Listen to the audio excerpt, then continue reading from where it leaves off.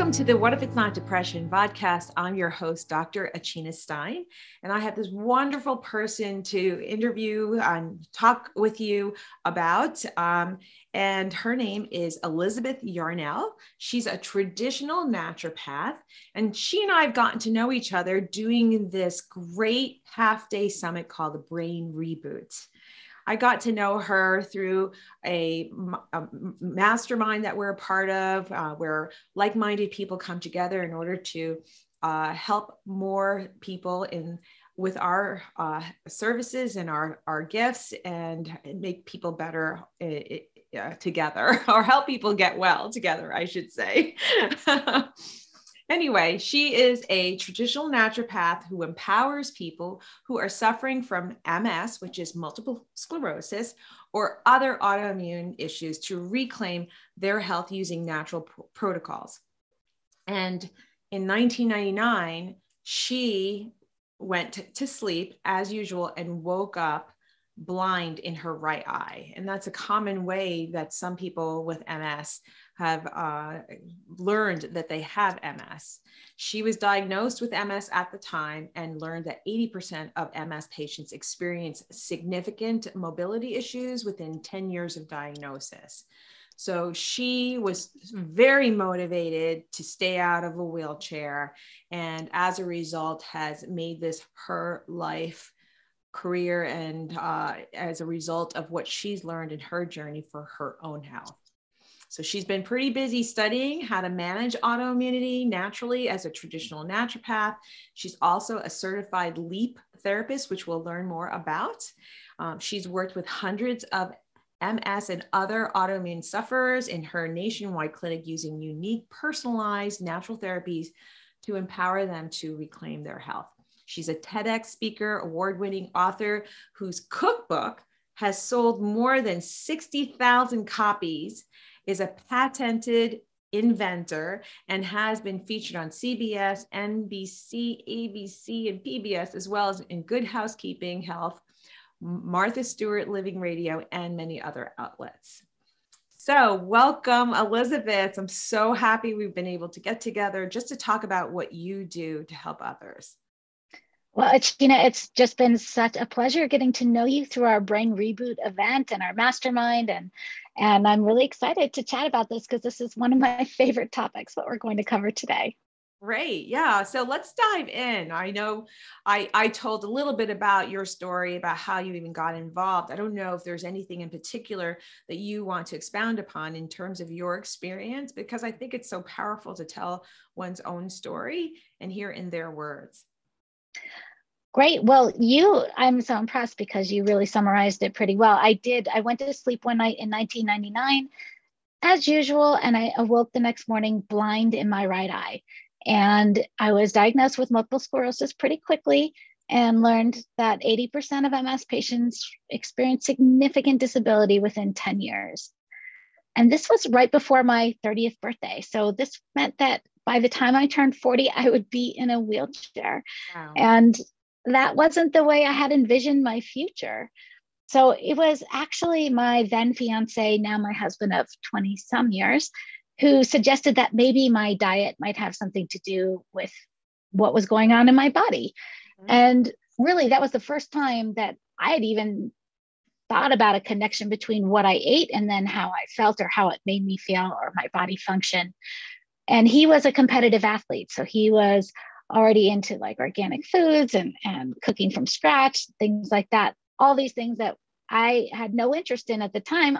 All through my 20s, I was a girl on the go. I either ate fast food or I ate leftovers from a restaurant meal, or I simply skipped the meal. And the only staple foods I had kept in my apartment during that entire decade were Crystal Light, Diet Coke, and gummy bears. Oh my gosh.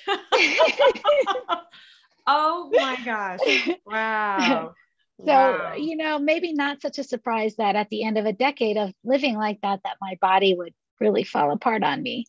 But so I started researching through the ADA and the Mayo Clinic and other respected outlets about health and diet and nutrition. And really what I felt it all kind of came down to was that whole foods were better than processed foods. And I thought, okay, well, I can do a whole foods-based diet, but I don't know how to cook. And nobody can really tell me what you need for a healthy diet. So I started watching the Food Network, which was in its infancy at the time, and going to cooking classes and learning how to cook.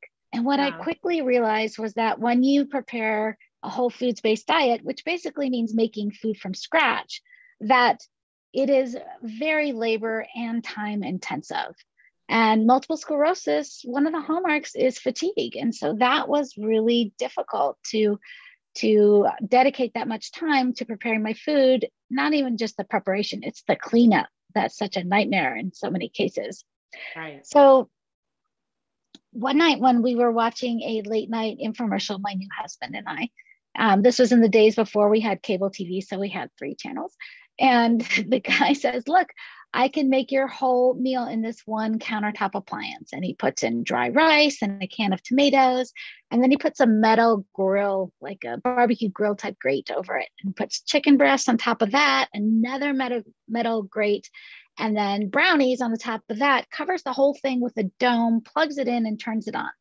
And I thought, that is brilliant. I want to be able to make my whole meal in one pot. Per se, but I didn't have that countertop appliance. I didn't have any of those metal grates, and I really didn't care about the brownies. So I went over to my oven, and I had just received a cast iron Dutch oven as a wedding gift. And we had received this Dutch oven. We thought, oh, this is so cute, but what are we going to do with it? And I thought, I bet that guy that his countertop appliance probably gets pretty hot. So I cranked up my oven to 450 degrees. And if anybody out here knows how to cook, they'll be like, you only cook like pizza at 450 degrees. Right. But I put a frozen fish fillet in my little cast iron Dutch oven and some fresh vegetables and some herbs. And I put the lid on and put it inside the oven. And in about half an hour, it just started to smell like dinner. And that just became the way that we cooked. And I didn't really even think about it that much until my college roommate came to visit for a week. And at the end of the week, she asked me, could you please teach me how to cook like you cook? And I said, well, you've seen me do it. I just kind of throw everything into the cast iron Dutch oven. And she said, well, I think there's a little more to it than that. And so that's when I sat down and wrote my cookbook, and then spent the next 5 years trying to get an agent and a publisher to publish it. And I have a stack of rejection letters that all say, this is a great manuscript, but nobody's going to buy a cookbook from a nobody. You're not Martha Stewart with a show. You're not Rachel Ray with a show. You're not even Wolfgang Puck with a restaurant. And I thought, but how is anybody going to know me if I can't even get if I can't have a cookbook? Right. And so I ended up self-publishing in 2005, and it turned out to be the best decision I could have made, because within the first month, I sold out my entire first print run of 2,000 copies. I was on the local bestsellers list. I received a ton of press.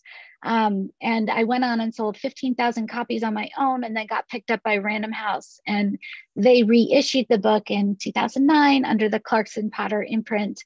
And it's still selling now, so which is great. That's awesome. That is really awesome. And I love the fact that you went from a person who didn't know anything about cooking all the way through to actually publishing a book of your recipes. So to me, that tells me that if you really put your mind to something, you can really accomplish it, and that you can start from nothing. You really can start from nothing. It comes from motivation and passion, and that's what drove you. And what was driving that was your yearning for having your health and avoiding being in that wheelchair, right? Right. And don't overlook tenacity, right? Because in order to make this all happen, you just have to believe in what you're doing and stick to it, even when everybody else is like, you're never going to make it as a cookbook author. Along the way, I actually received a patent on my method of cooking. It turned out nobody else had recorded recipes that use this particular method. Oh, sorry for the dog. She'll calm down in a second. So I'm a patented inventor, and this is what I teach in my cookbook. And I taught cooking classes for about 15 years as well.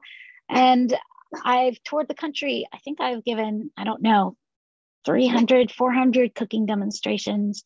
I don't know, so many I can't even count. Gosh, I didn't even know that about you. That's so amazing. The more I get to know you, the more like, wow, I didn't even know that. It's pretty wild. That's great. Yeah. So, we did, I have a list of all of the things that I want to talk to you about.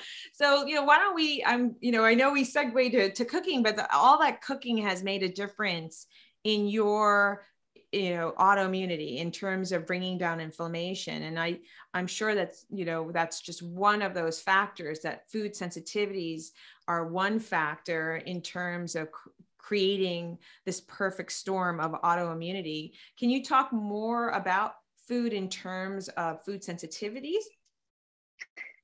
Yes. So I really believe that food sensitivities play an enormous role in autoimmunity.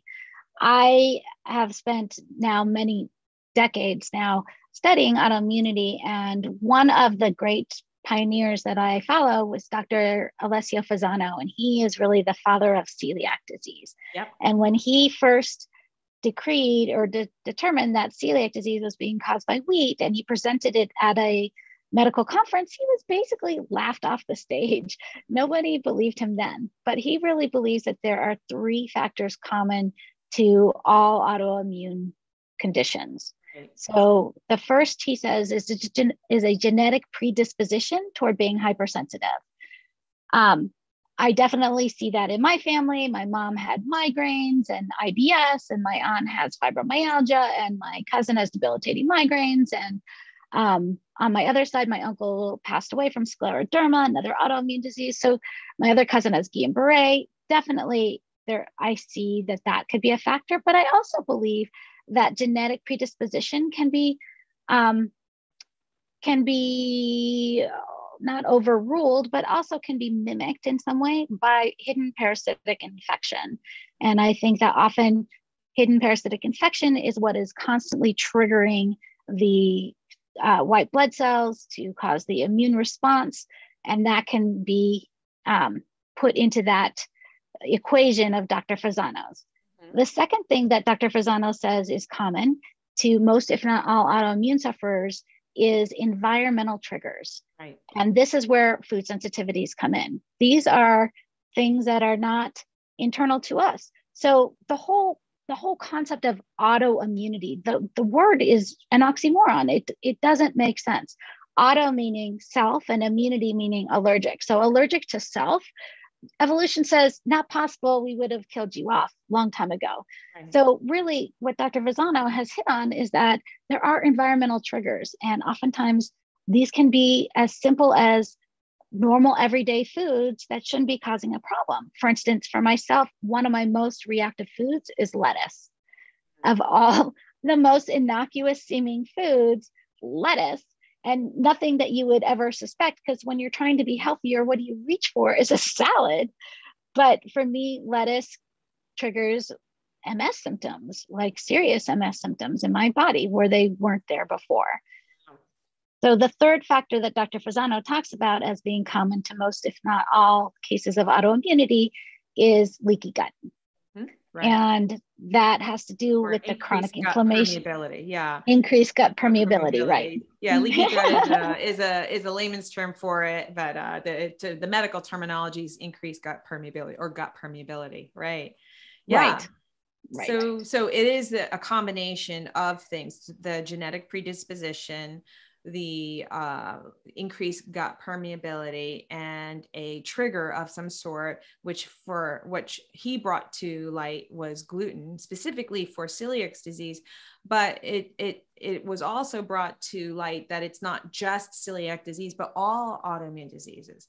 And if you can reverse or remove one of those factors, then you can actually he hypothesized that you can actually reverse and cure or heal your autoimmune disorder. So this is what my entire practice is based on, is that we look to identify the triggers of inflammation that are going on in an individual's body, and then we can very scientifically and precisely remove just those triggers. We don't have to remove entire food groups. There's no guesswork. I don't say, you know what, maybe it's dairy and gluten and corn and soy, and go and remove all those things, eliminate them from your life, and then for a month or two, and then we'll see how you are. I call that shooting arrows in the dark, and I hate shooting arrows in the dark. So I use a very, very precise food sensitivity test called the MRT, the mediator release test, which is really the gold standard in food sensitivity testing. None of the others are worth the money that you pay for them. But this one is highly accurate and gives me a very clear roadmap to help someone recover and reclaim their life. Can you talk about how the MRT test is different from other food sensitivity testing? So most food sensitivity tests look for antibody creation. There are 4 types of hypersensitivity reactions. Type 1 creates antibodies, IgA antibodies. Those are the ones that cause anaphylaxis. So those are the people who are allergic when they eat a peanut, they can blow up and die. Pretty much by the time you're an adult, you know if you have some of those. That's not even what we're talking about, though. That's type 2. IgE. Oh, IgE. Thank you. Yeah, IgE reactions. Yeah. Yes. So type 2 and type 3 hypersensitivity reactions may or may not create antibodies. Now that we're all deep into the COVID vaccine, and we know that when we get the vaccination, the goal is to develop COVID antibodies in our body to protect us from exposure to COVID.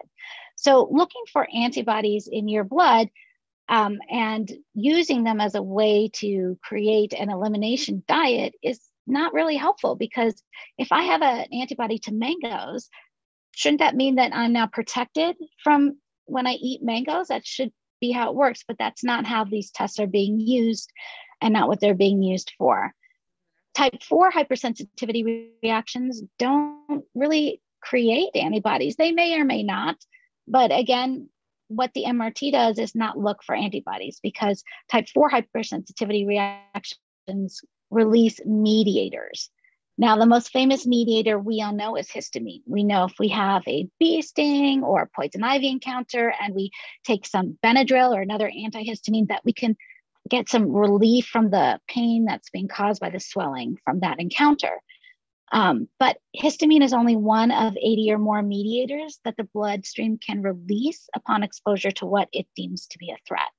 Right. So the MRT, the mediator release test, measures the amount of mediators that are released upon exposure to 150 foods and 20 or so chemicals that are in our food supply, and provides us with a chart, a bar chart that shows exactly how reactive every single item that was tested is for that person's body, which allows me as a LEAP therapist to design an oligo-antigenic diet, which means not an elimination diet, which is really old-fashioned and difficult to follow and often not very helpful, but instead it is a restricted diet based on the foods that we have tested, and we can see that that person is not reactive to. Okay. So are those foods eliminated permanently, or can they ever be brought back into their diet down the line? As the gut heals, a lot of the tolerance thresholds will rise, and a lot of things will change. For example, when I tested my son when he was 6 years old, he had 41 foods and chemicals that turned up high on his test. It's still the worst test I've ever seen. And when I tested him about 7 years later, when he was about 13 or 14, he only had about 11 foods that were reactive, and many of them weren't even the same ones from the first test. So if you can stay away from these foods and heal your gut at the same time, then oftentimes a lot of them will be able to come back for you, and you'll be able to tolerate them without problems. Yeah, the goal is to improve immune tolerance for sure to these things. And then that is by improving the leaky gut or decreasing permeability, right? There's that. So we want to improve the leaky gut. And I believe too, we need to get rid of any parasites that are in there, because when you have parasites in your body, your white blood cells are constantly being triggered and saying, there's a foreign invader. We need to start the immune response to get rid of the foreign invader. And the body's immune response is heat and inflammation and sometimes antibodies. But parasites don't care about any of those. So they just go on their merry way and causing havoc inside your body, leading to kind of chronic inflammatory actions as your white blood cells keep trying to protect the human. Yeah.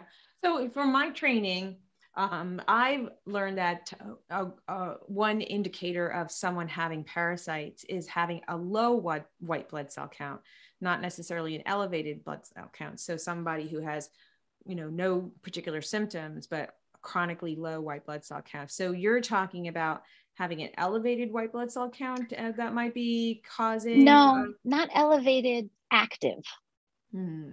Active white blood cells.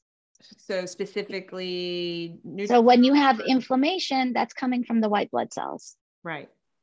So is there a test that you do to determine what that is? Okay, so it's more of a. I wish there was, but the problem, as you know, is that parasite testing is notorious for false negatives.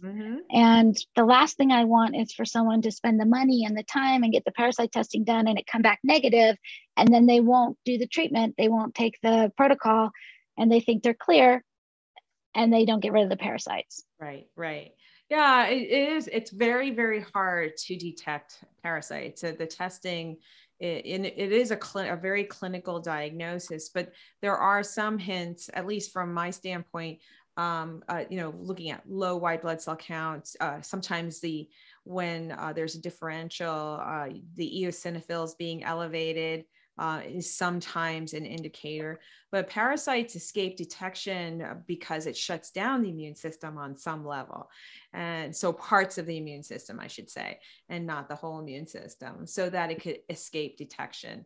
And that is one way. And also because if we do say a stool sample for a parasite test, well, maybe there might be a parasite in that particular evacuation, maybe not.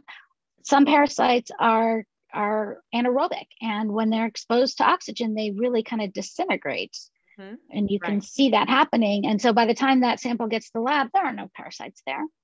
But a lot of parasites don't live in our bowels. They can live in our liver flukes. They can live in our kidneys. They can live in our heart, like trichinosis. They can live in our brain. They can live in our bloodstream, like Chagas. They can just be anywhere. And so if you're relying on a single stool sample for a parasite diagnosis. Absolutely. No, I agree. Yeah, there's very, very poor testing. So clinically, some clues for parasites, for me anyway, would be like someone who's having a lot of activity in their body, sense of activity in their bodies at night, because parasites tend to be more active at night. So if a person has sleep problems and even like gurgling, of their gut, at night when everything should be shut down and lights out, put to bed, not just externally, but also internally. But there's this sense of activity in the body when there shouldn't be. That's sometimes a clue to parasites, right? Or even they tend to wake up at 2 or 3 in the morning on a regular basis. Or, they could have an itchy rectum at night, because that's when parasites kind of poke their heads out of your anus. But there's so many others. Like for my husband, when he is infected with parasites, he has vomiting, he has fainting.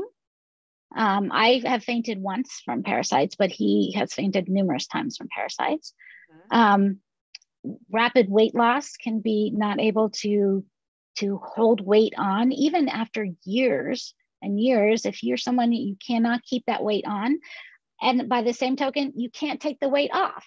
If you are having trouble losing weight, sometimes that's hidden parasitic infection that's causing that too, because it's inflammation. And they're really looking at excessive weight gain and holding on to extra weight now as inflammatory. It's an inflammation problem. It's not what is the word I'm looking for? It's not necessarily something that someone eats too much necessarily. Right, right. And there's lots of other things that can cause weight to, other forms of toxicity that keeps weight on as well.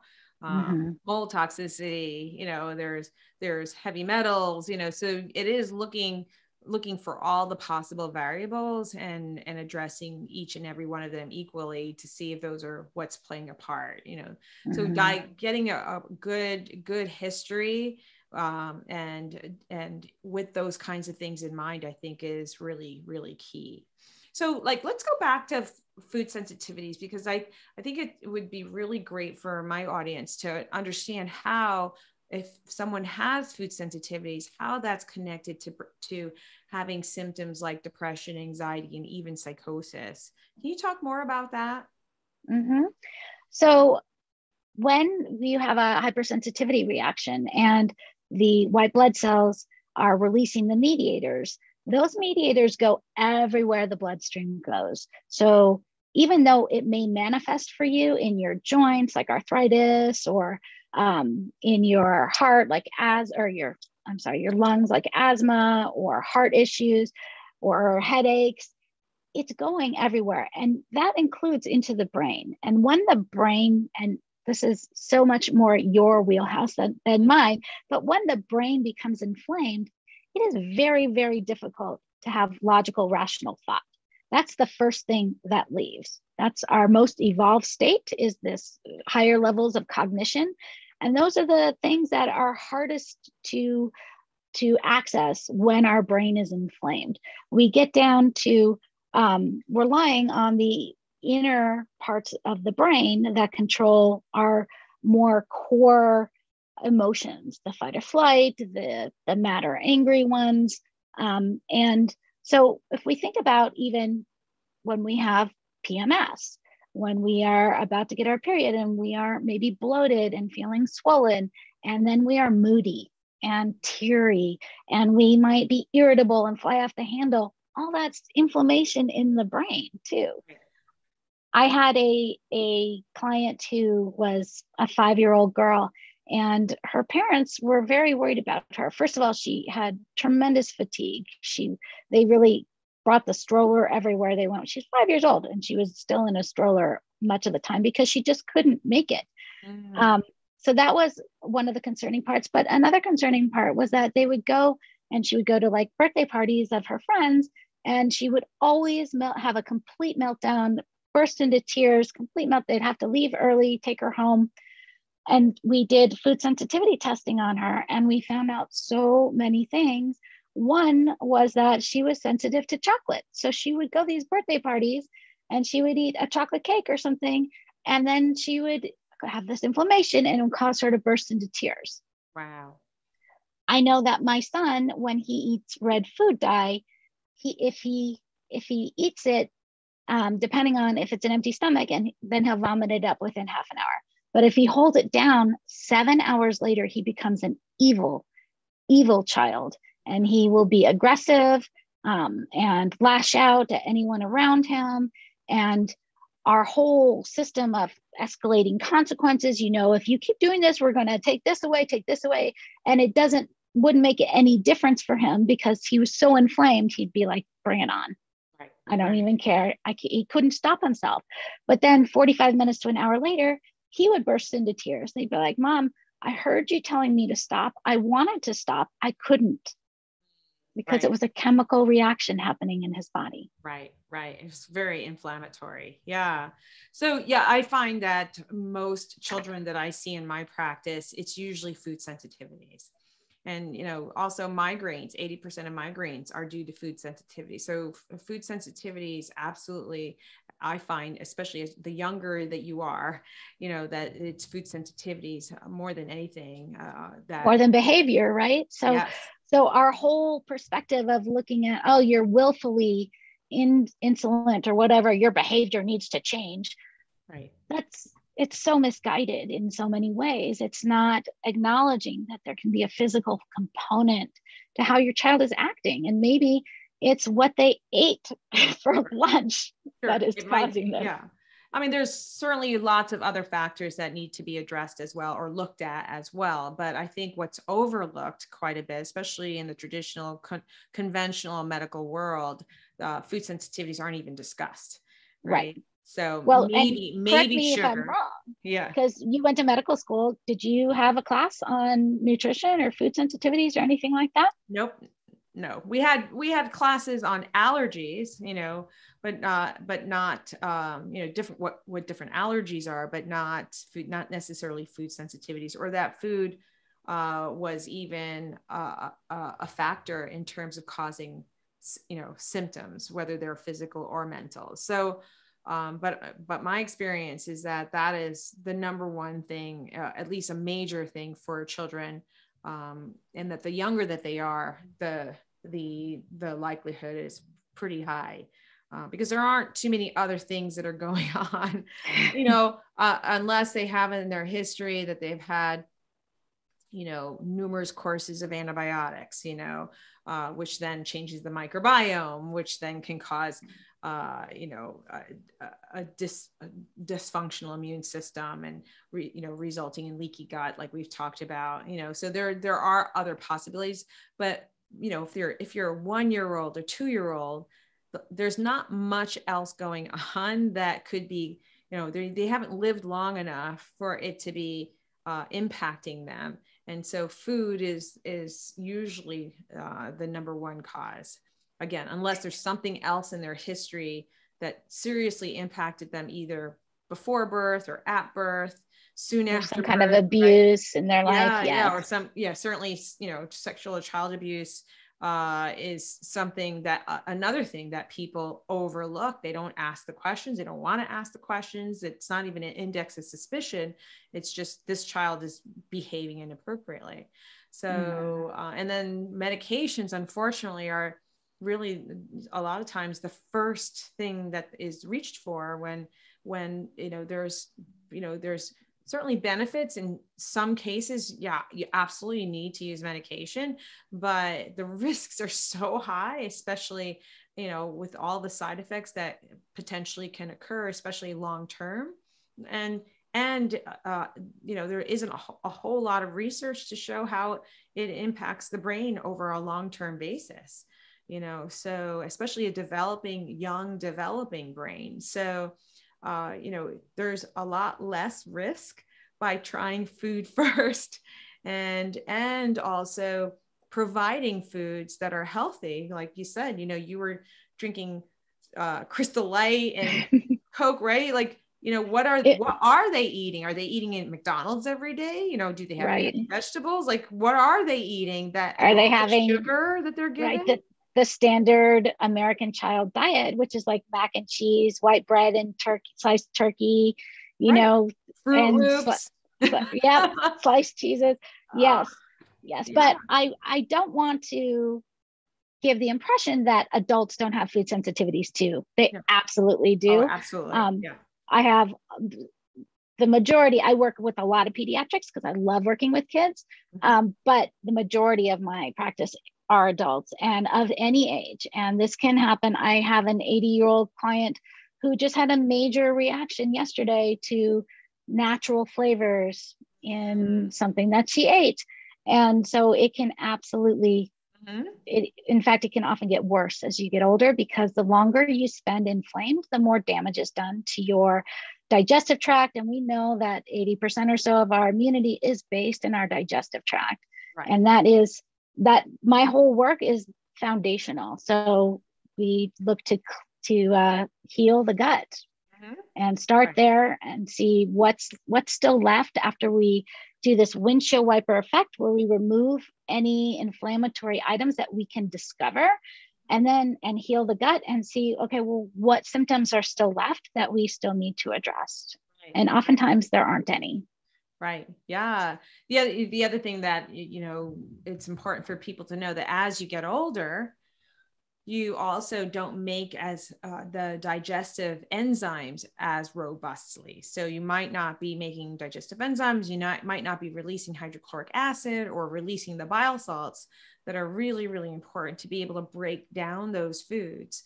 So, undigested food in combination with leaky gut is a huge big whammy, right? So sometimes just improving digestion reduces food sensitivity. Yes, absolutely. Not to mention if you've had your gallbladder removed or something horrendously tragic like that. If you can stop it from happening, definitely avoid that and seek out other help. But they don't even tell people once they take out their gallbladder, well, for the rest of your life, you really need to take digestive enzymes because you're missing an essential piece of your digestive process. Absolutely. That's another one of my pet rants, I should say. Yeah. I really focusing on and getting digestion back in order is a major foundational thing that I do in my practice. It's so important. So much can get better just by improving digestion. Yeah. So, what I wanted to mention too is it's very well documented that things like multiple sclerosis and other autoimmune and even conditions like heart disease and cancer go hand in hand with depression. And they're called comorbidities, right? Oh, well, you have depression and you have cancer. Well, yeah, depression, cancer is inflammatory, heart disease is inflammatory, MS is inflammatory. And when you're inflamed, yes, it's you feel like crap, first of all. So why would you not be depressed? Right. But so to look at that comorbidity of depression and focus on reducing the inflammation can help the depression too. Absolutely. Because the root cause is inflammation. Yeah. Right. Not that there aren't other causes of depression, which is why you want to find all the root causes. It could be biological, psychological, social, spiritual, circumstantial, exactly, and physiological in the way that we've been talking about. And so it is finding all of those root causes and addressing each and every one of them in a different way, as opposed to taking medications just by itself. Because medications certainly do save lives, but it doesn't treat the problem. It allows you to function, or it reduces some distress, but it doesn't treat the whole problem. And so it's important to use that time while you're on medications to try to figure out what those root causes are, so that you don't need to rely on medications long term. But there's no shame in taking medications if that's your choice as well. So it's always finding this balance that's really, really important. Yeah. Right. So, but I would hope that if you're going to take the meds, you also look at your diet and lifestyle also. Oh, absolutely. So yeah, once you find those root causes, really the way you address these issues is through making dietary and lifestyle changes, which then takes time, because it is a learning curve, as you demonstrated with cooking, right? It's a huge learning curve. So, it's going to take time to learn all the things that you need to do differently. And while you're learning, it's important to be patient with yourself, be kind to yourself, and allow for the process to unfold for you. With the effort and the tenacity that you demonstrated as well, not letting, things, falling down, and you need to get up, not letting those things to discourage you, having the tenacity to pull through. And that requires believing in yourself. So all these things are all tied together, right? Yeah, absolutely. Yep. Exactly. Yeah. So we need to wrap up. I know you have something that you want to give away. There's a document, the 3 things that people with MS or autoimmunity should never eat, and that they can go to multiplesclerosisdiet.com for that. Yep. And that they can find you at elizabethyarnell.com and Instagram and Facebook by the same name, Elizabeth Yarnell Naturopath. And so I'll have that all in the show notes for everyone to find about you. Is there anything last minute thing that you want to say to end our episode about MS and autoimmunity and how that's all connected to parasites and depression and mental health? And mental health, right? Yeah. No, I think we covered a lot today. We covered a lot of ground, and I'm excited to help more people understand that maybe their mental health could be alleviated or helped with things besides pharmaceutical medications, including diet and lifestyle, and maybe parasite eradication, because I think it is very, very clear.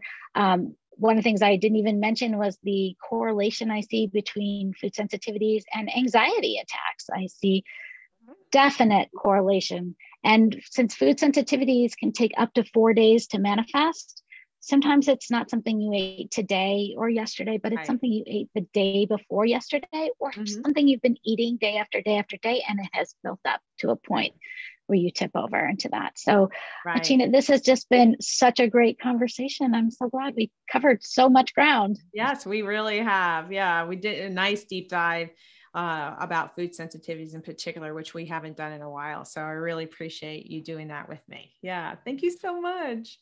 Thank you. This has been a pleasure and a joy.